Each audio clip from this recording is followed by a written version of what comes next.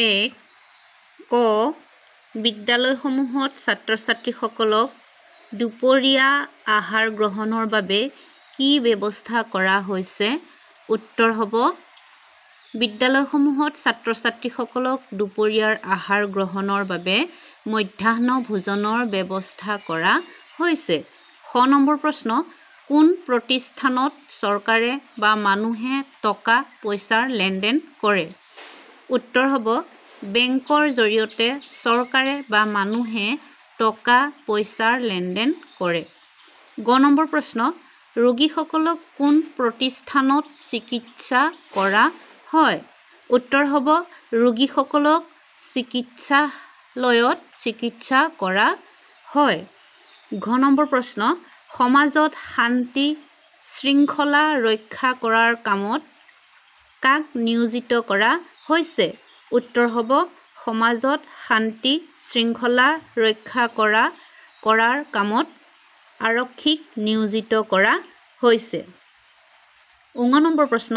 যিকোনো 4টা অনুষ্ঠান প্ৰতিষ্ঠানৰ নাম লিখা উত্তৰ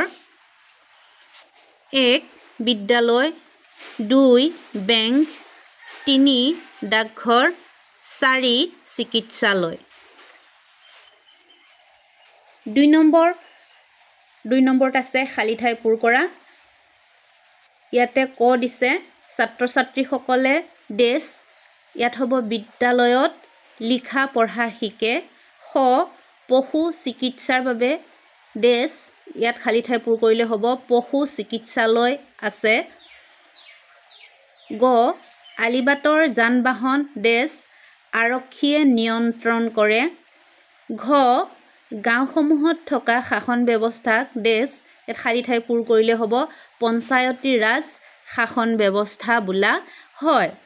3 নম্বৰ প্ৰশ্ন হৈছে পাৰ্থক্য লিখা চৰকাৰী আৰু বেচৰকাৰী চিকিৎসালয় মই ইয়াত উত্তৰটো এনেধৰণে লিখি দিছোঁ উত্তৰটো দিছোঁ 1 চৰকাৰী চিকিৎসালয়বোৰ চৰকাৰী খৰচত চলে আনহাতে বেচৰকাৰী চিকিৎসালয়বোৰ চৰকাৰী খৰচত নচলে 2 নম্বৰ দিছোঁ চৰকাৰী চিকিৎসালয়বোৰ চৰকাৰৰ স্বাস্থ্য বিভাগে পৰিচালনা কৰে আনহাতে বেচৰকাৰী চিকিৎসালয়বোৰ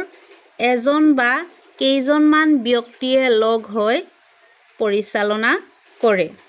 3 নম্বৰটো দিছোঁ চৰকাৰী চিকিৎসালয়ৰ খৰচ ৰোগীয়ে বহন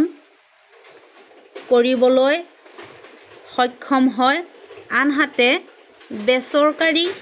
চিকিৎসালয়ৰ খৰচ অতি ব্যয়বহুল ই সকলোৰে বাবে সম্ভৱ নহয়